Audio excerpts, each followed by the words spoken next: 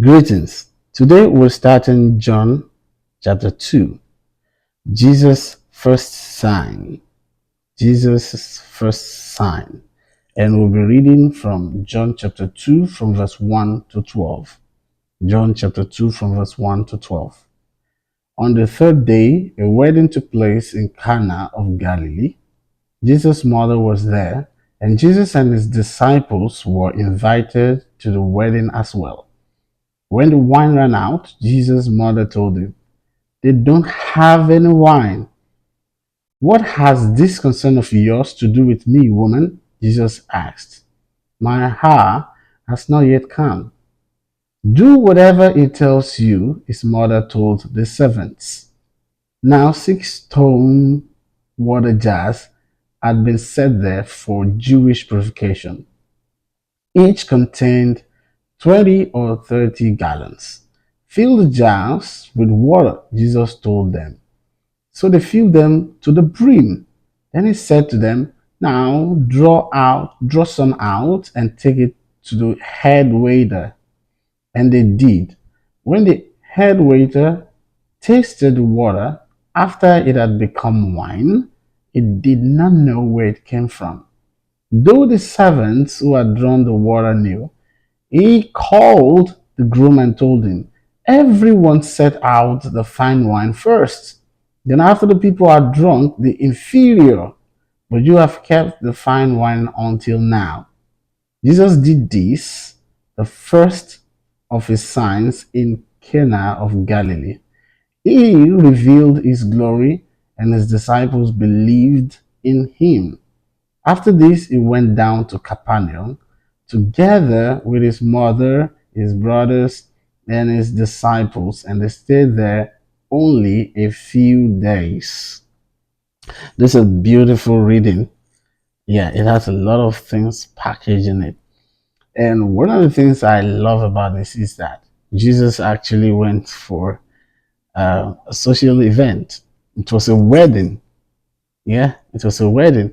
So Jesus likes to also celebrate with people. And Jesus is also very much interested in weddings. Yes. So if you feel probably overwhelmed about things concerning marriages, weddings, bear in mind that Jesus is interested in such events. All right.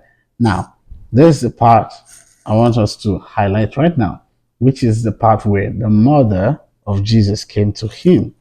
She learned that they do not have wine. So the mother of Jesus came to him and said, "They ran out of wine."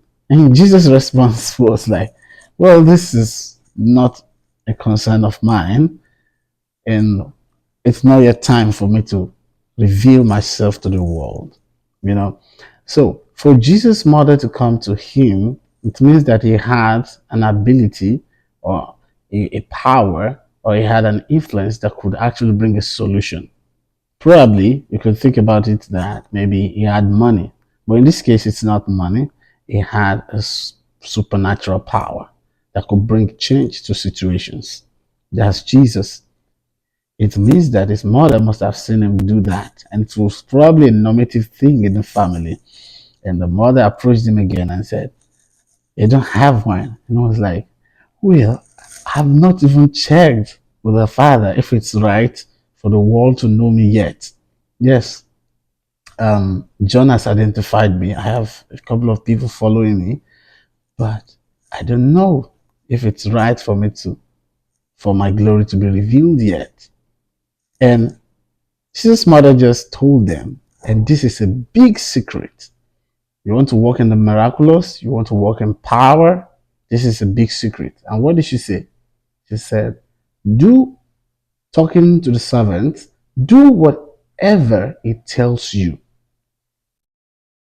That's the secret. Whatever Jesus tells you to do, you do it. That's the secret to walking in power. That's the secret to walking in the miraculous. That's the secret to walking in the supernatural. Do whatever it tells you to do.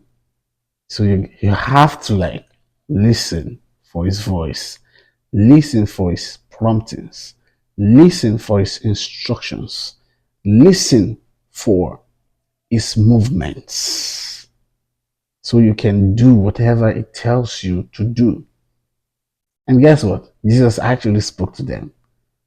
He said, fill the jars with water. One thing I tell people, a number of people ask me, how can I hear the voice of God? How can I be able to hear God? And for me, I don't consider that as the most important question. The most important question is, if you hear the voice of God, will you obey? Will you obey? Because it's not going to tell you what's in your heart, like your desires. It's not going to tell you what you think is the beautiful thing you want to hear. It's not going to tell you, that very beautiful picture you have painted in your mind. No, it's going to speak in accordance to his will. It's going to speak in accordance to his word. And they might be different from what you have in mind. And so that's a problem because you have to be willing to obey if you will hear his voice. So anytime I'm being asked a question, how can I hear the voice? My question is, if you hear today, will you obey whatever he says? And I cite examples that might seem difficult for the individual. Will you obey? That's the question. That's the question. Will you obey? So if you have resolved that in your mind, you're like, on this situation, it could be maybe finances, marriage, a career, business, academics, anything. Will you obey what he asks you to do? So that's the first thing to settle. Lord, I am willing to obey whatever you say I should do. Your instructions I will follow to the very end. I will obey you. And then you can ask to hear his voice. So obedience is paramount. Because after hearing the instructions and you do not obey, I believe you have committed a greater crime. All right, let's move forward further. And then they fill the jars with water. And still, Jesus, still in the impossible, he said, now draw some water and take it to the head waiter. Now, Jesus is not the one that has been seen here. It's actually the servants that, just imagine, the servants drawing the water. They are the ones seen by the public, seen by the people. And they have to draw the water. It was still water, and take it to the head waiter. The head waiter could actually, you know, it could change everything in the fact that it could react in a very negative way against the servant for bringing him water, because it was still water while they drew the substance, yeah, from the jars. It was still water, but when they took it to the head waiter, it became wine. You see, that is the most difficult part, following his instructions through to the end, because it looks so foolish. And this is why Jesus talked about faith. Will you still find faith? Faith is important. And what is faith based on? The instructions of Jesus. Faith is following the instructions of Jesus to the letter. You follow it to the end. Yeah, that is faith. Oh, I think I just want you to bow your heart right now. Lord, renew their strength, increase their faith.